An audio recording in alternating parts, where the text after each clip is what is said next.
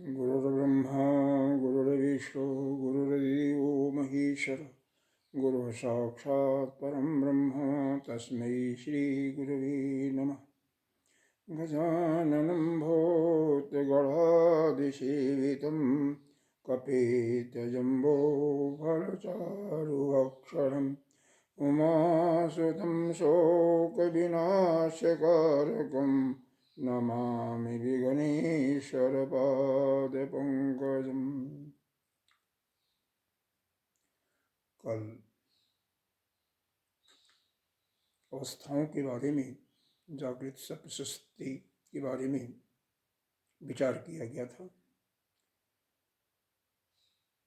इसमें कई ऐसे शब्द आए हैं, विशेष करके सुषुप्ति अवस्था में। जागृत और स्वप्न तो आपको अच्छी तरह से समझा दिया गया था, फिर भी रिपीटिशन एक बार हम कर देते हैं।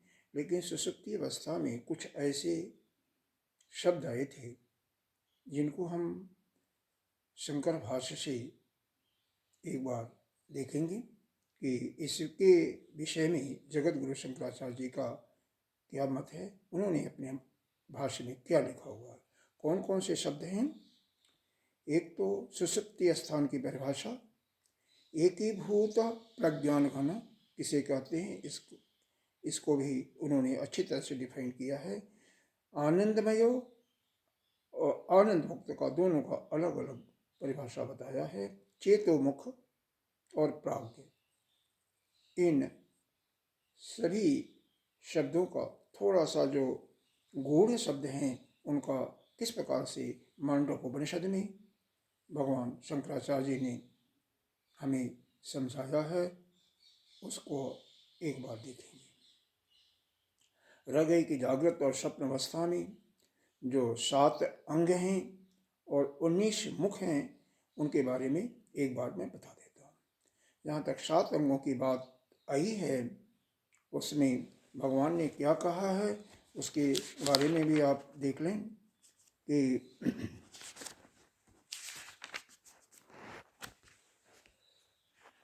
द्विलोक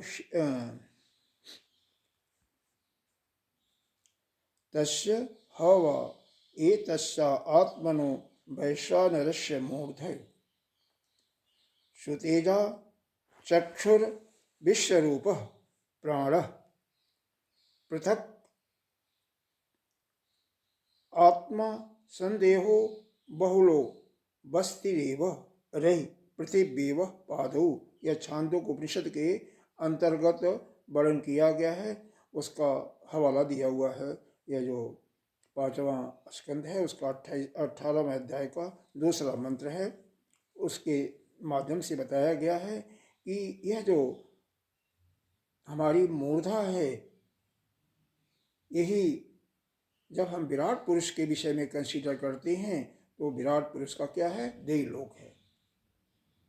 यहाँ पर दोनों कंपेरिजन बताया गया है कि विराट पुरुष में वही देवलोक है और मनुष्य में, हम जीवों में क्या है, हमारी मूर्धा है। दूसरा शब्द इसमें आया था सप्तंगों में कि चक्षु क्या है, तो चक्षु के लिए सूर्य, लेकिन टीकाकारों ने यह भी लिखा हुआ है, टीका में लिखा हुआ कि चक्षु सूर्य और चंद्रमा का भी नाम इसलिए वहाँ पर धन किया हुआ है कि चक्षु केवल जब तक मन का चक्षु से जुड़ाव नहीं होगा तब तक वो नहीं दे सकता है। मन का कारक चंद्रमा है, इसलिए हमारे पूज्य स्वामी जी अखंडानंद महाराज जी कहते हैं चक्षु का जो यहाँ पर विराट रूप का लिया है, सूर्य और चंद्रमा दोनों से लेना चाहिए। तीसरा जो मुख है, मुख को अग्नि के रूप में लिया गया। इसके बाद चौथा जो धड़ है या देह है, उसको आकाश के तुल्य लिया गया। 5वां जो आपका अब्डोमेन हिस्सा आता है जिसमें बस्ती आता है, क्योंकि उसमें रेई शब्द आया है तो वहाँ पर रेई का मतलब होता है जल, यानी समुद्र से लिया गया। तो वो विराट पुरुष का जो जल है, वह जो मूत्र इत्यादि है, वह समुद्र को लिया गया और पैर जो है वह विश्व को पृथ्वी को लिया गया, क्योंकि पृथ्वी से देवलोक में इस प्रकार से यह 7 अंग आपके जागृत अवस्था में भी आते हैं, सुषुप्ति अवस्था में आते हैं। इसको आप अच्छी तरह से मनन कर लें। और जहाँ तक 19 मुखों का जहाँ से भोग होता है उसके बारे में क्या बताया गया। 19 मुख कौन कौन है? 5 ज्ञानेंद्रिय, 5 कर्मेंद्रिय, 5 प्राण और 4 अंतःकरण। ज्ञानेंद्रिय में श्रोत, त्वचा, नेत्र, घ्राण और रसना। कर्मेंद्रिय में हस्त, पाद, वाणी, उपस्थ और पायु। यह 5 कर्मेंद्रिय में। उपस्थ, पायु क्रमशः इसको हम मलद्वार और जनेंद्रिय मूल के रूप में लेते हैं। 5 प्राण, प्राण, अपान, व्यान, उदान और समान, ये 5 प्राण। अंतःकरण में मन, बुद्धि, चित्त और अहंकार। अब इसी को, यह तो आपके 7 अंग हो गया, 19 मुख हो गया। और वहाँ पर क्या शब्द आया था जागृत में? जागृत का अभिमानी देवता वहाँ पर वैश्वानर के रूप में आया था। वही व्यष्टि में हम विश्व के रूप में कहते हैं। तो वह इनका अभिमानी देवता, वही स्वप्न अवस्था में उसको तेजस के रूप में दिया था। और यहाँ पर सुषुप्ति अवस्था में, हालांकि यहाँ पर अभिमानी प्राग के रूप में दिया है, लेकिन बाद में चल करके प्राग को ही ईश्वर के तुल्य बताया गया है। आगे 6ठे मंत्र में आएगा, इसलिए इसको अभिमानी न करके कह करके हम इसको जानने वाला कह सकते हैं, क्योंकि वह जागृत अवस्था का जो विश्व है या वैश्वानर है वही प्राग के रूप में हमें बताता है। क्योंकि जिस समय सुषुप्ति अवस्था होती है उस समय तो कोई अभिमान होता ही नहीं है। उसका वर्णन जो है उसके जब ये सुषुप्ति अवस्था यानी निद्रा से जब हम वापस आते हैं तभी जा करके उसका हमें अनुभव, सुख का अनुभव होता है, आनंद का अनुभव होता है कि हम बहुत आनंद पूर्वक सोए थे। उस समय तो आप बोल भी नहीं सकते सुषुप्ति अवस्था में। इसीलिए पूज्य स्वामी जी कहते हैं कि अभिमानी इसको लेना ठीक नहीं है, बल्कि वह वैश्वानर ही या विश्व ही जो है वही आकर के यह प्राग के रूप में हमें बताता है, हमें अनुभव कराता है। खैर, अब आइए सुषुप्ति अवस्था का परिभाषा क्या दिया, बहुत सुंदर परिभाषा दिया।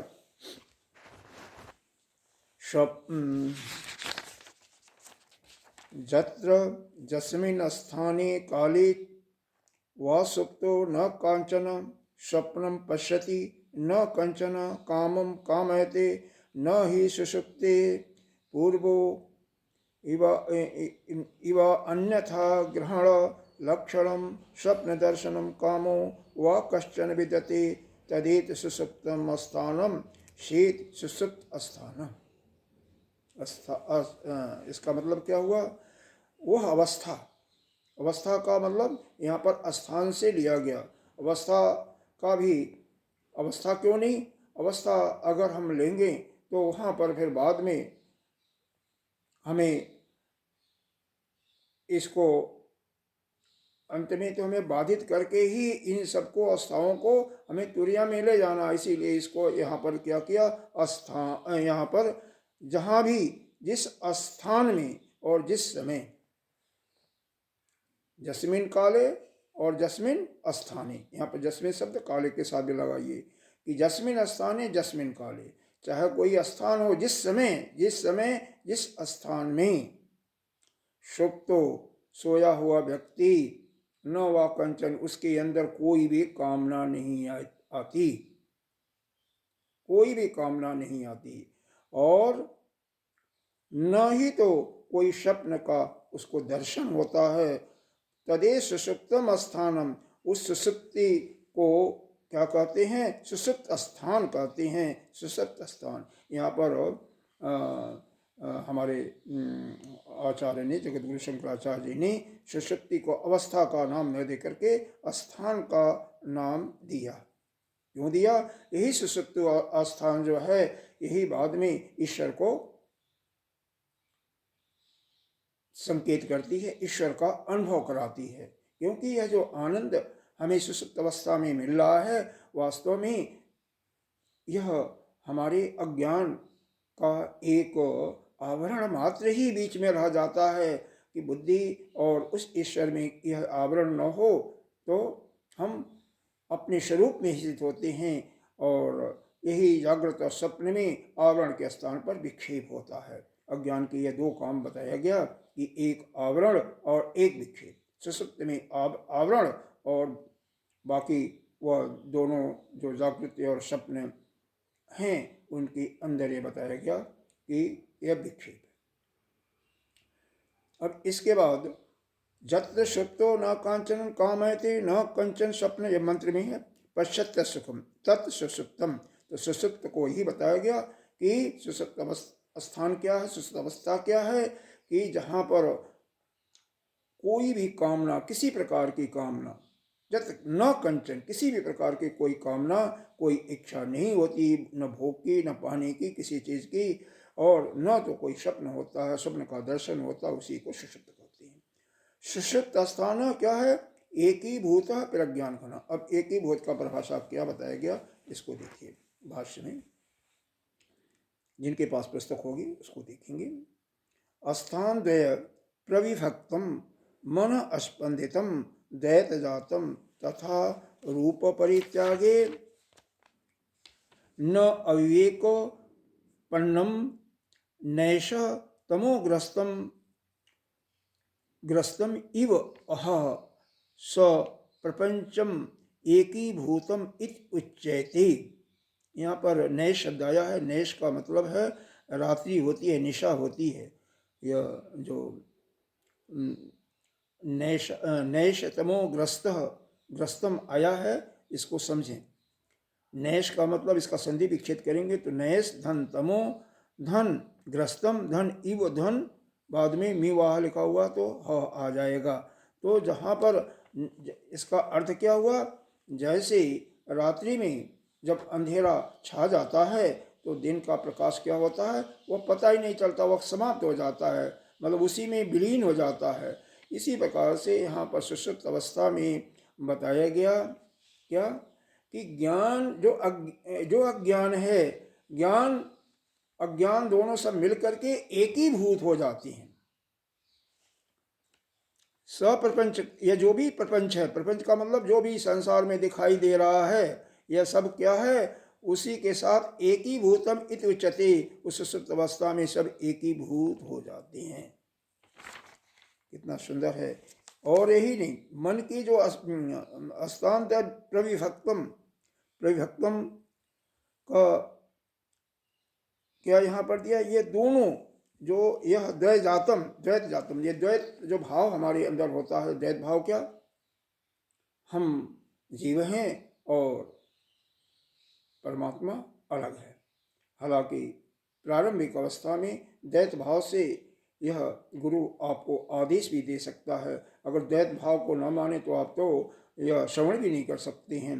अपने को उपासना करना है तो भी हमें द्वैत भाव लाना ही पड़ता है। तो जीव ईश्वर या जीव आचार्य, इन दोनों में संबंध तभी जुड़ सकता है जबकि द्वैत भाव होगा। लेकिन उस सुषुप्त अवस्था में बताते हैं जिस प्रकार से दिन और रात्रि यह हमें पता ही नहीं चलता है, जब अंधकार आ जाता है रात्रि का, उसी प्रकार से यह जो प्रपंच है द्वैत का, यह सब मिल करके एक ही भूत आ जाता है। न तो वहाँ पर द्वैत न अद्वैत, बिल्कुल आपको कुछ भी नहीं दिखाई देता। क्यों? कुछ नहीं मालूम पड़ता, सब कुछ एक ही मालूम होता है। उसी प्रकार से यहाँ पर यह जो प्रज्ञान घनम बाद में आया, इसी को एक ही भूत का संज्ञा दिया गया। इसी को बताया गया कि यह एक ही भूतम इति उच्यते। इसी को एक ही भूत बताया गया कि वहाँ पर सारा प्रपंच, यानी प्रपंच का मतलब जो भी दृश्य जो भी दृश्य आपकी इंद्रियां के द्वारा दिखाई दे रही हैं या सुनी जा रही हैं, वह सारे के सारे प्रपंच क्या हो जाते हैं, और वह आपका जो ब्रह्म है, ईश्वर है, आपका जीव क्या है? जीव तो है नहीं, जीव तो केवल कर्ता, भोक्ता और प्रमाता होने के नाते, मानने के नाते ही जीव बना हुआ है। वास्तव में वह ब्रह्म ही है, लेकिन वह सब यहाँ पर, वह और ईश्वर वह अपने आप ही यहाँ पर एक ही भूत हो जाता है, यानी उससे मिल जाता है। बीच में आवरण, ठीक है, अज्ञान का आवरण तो होता ही है, जिसके कारण वह अपने स्वरूप में स्थित नहीं हो पाता। खैर, अब इसके बाद घनीभूत, इसका क्या परिभाषा दिया गया?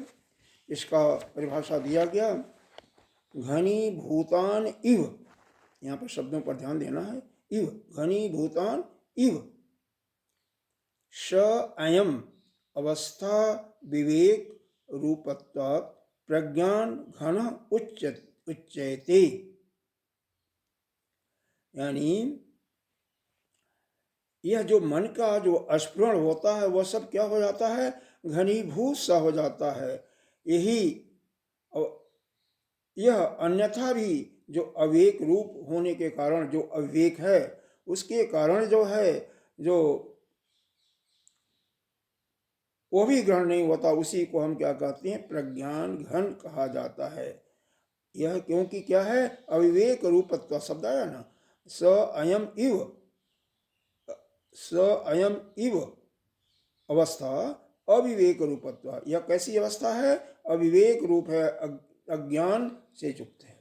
यानी सुप्त अवस्था क्या है? सुसुप्ति अवस्था अज्ञान स्वरूप है, अज्ञान इसमें भरा हुआ है, और इसी अज्ञान होने के कारण इसको हम प्रज्ञान घन कहते हैं।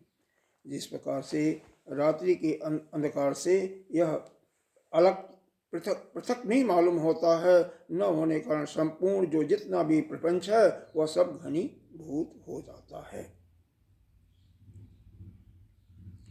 तो यहाँ पर आपने क्या समझा कि यह अवस्था जो है, सुषुप्त अवस्था जो है या सुषुप्त स्थान है, किसे कहते हैं? कि जहाँ पर मन के अंदर कोई कामना, सोए हुए व्यक्ति के अंदर न तो कोई कामना, चाहे वह कामना भोग करने की हो या उसको देखने की हो, सुनने की, सारी मतलब जो 19 मुख बताए गए हैं जागृत अवस्था में, उनसे किसी प्रकार का, उनके अंदर किसी प्रकार का कोई भाव ही न आवे उस आनंद को प्राप्त करने के लिए,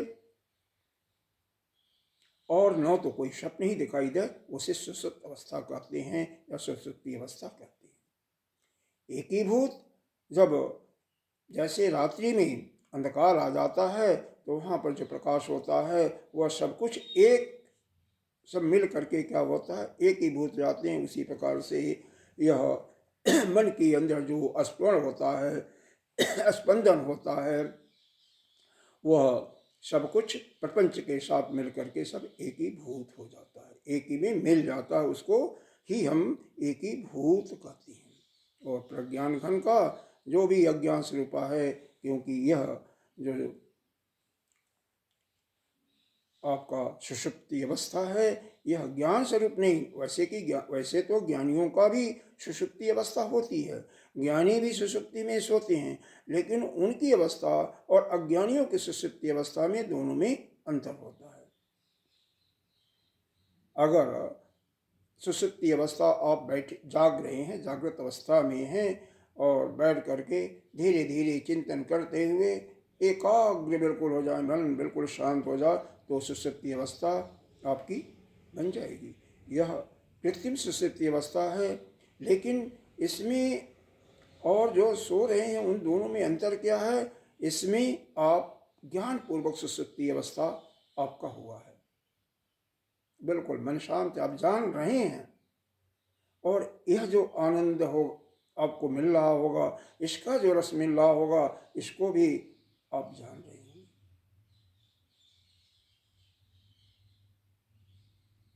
इसमें और उसमें क्या अंतर है? इसको आप स्वयं विचार करें। पहले क्या करना है, आप सुषुप्त अवस्था आप बनानी है। कैसे? अपने प्रभु में ध्यान करते हुए या मंत्र का जाप करते हुए या चिंतन करते हुए आपको ये अवस्था लानी है। और चिंतन करते करते करते करते बिल्कुल शांत हो जाना है। आइए, आज यहीं तक रहेगा, क्योंकि समय ज़्यादा हो जाएगा, समय की अपनी मान्यता है। तो बाकी आनंद में आनंद भुक्त और प्राज्ञ का विश्लेषण करेंगे हम। अब ध्यान में बैठ जाएं, बिल्कुल शांत अवस्था। एक बार ओम शब्द का उच्चारण।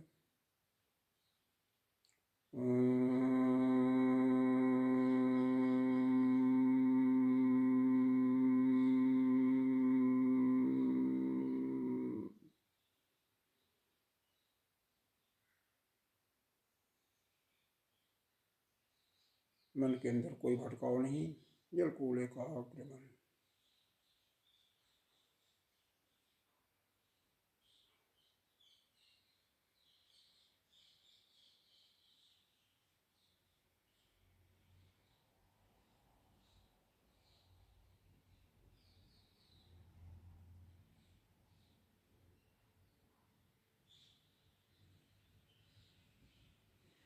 सुषुप्ति अवस्था जानती हुई आप अपने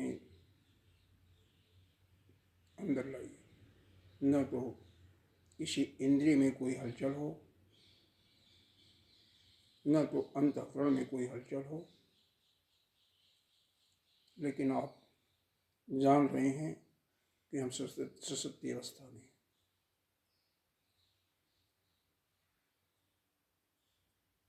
सोना नहीं है,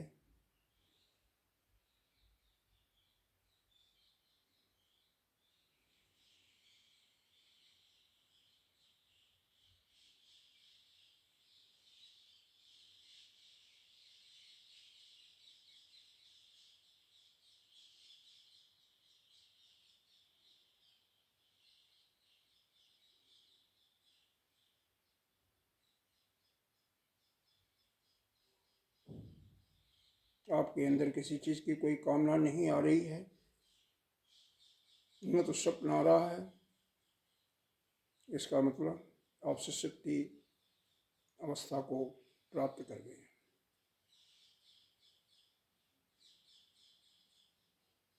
संसार को जब मिथ्या समझेंगे, अपने अंदर इसका जब आपको अनुभव हो जाएगा, तो किसी चीज़ को प्राप्त करने की इच्छा ही स्वतः समाप्त हो जाएगी। क्योंकि मिथ्या चीज़ को लेकर के क्या करना है हमें? जो आज है कल नहीं रहेगा, ऐसी वस्तु का क्या लाभ? इसी का चिंतन करते जाएं।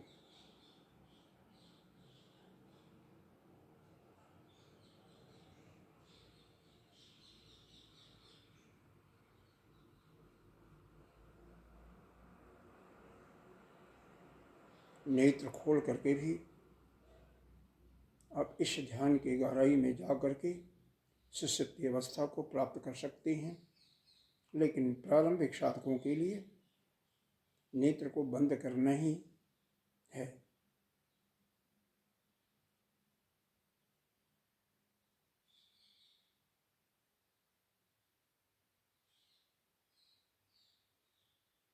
बिल्कुल शांत अवस्था।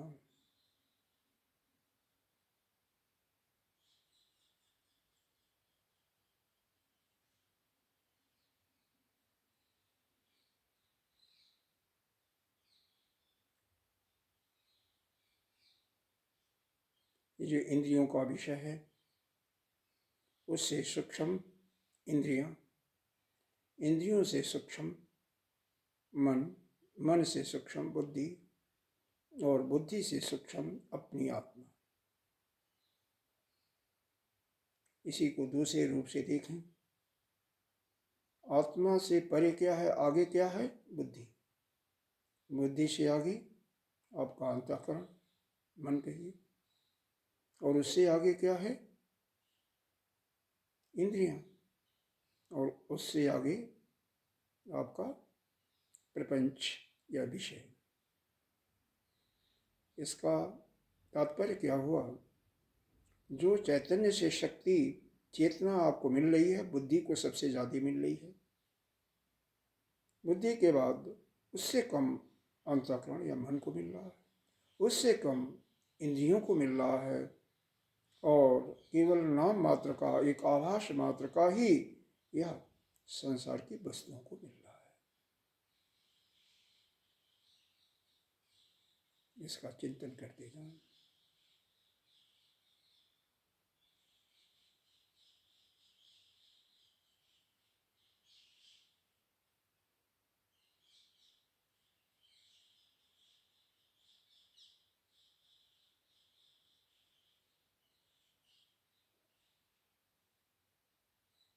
आनंद मिलने का कारण यही है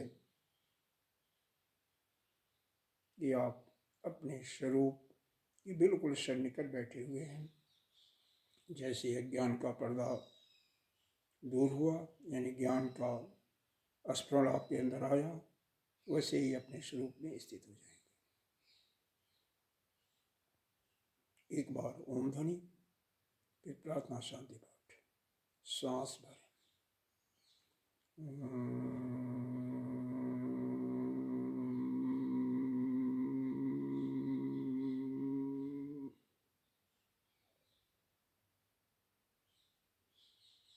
सर्वे भवन्तु सुखिनः, सर्वे सन्तु निरामयाः, सर्वे भद्राणि पश्यन्तु, मा कश्चित् दुःखभाग् भवेत्। ओम शांति शांति शांति। ओम पूर्णमिदः पूर्णमिदं पूर्णात् पूर्णस्य मुच्यते, पूर्णस्य पूर्णमादाय पूर्णमेवावशिष्यते। ओम शांति शांति शांति। हरि ओम। श्री गुरु।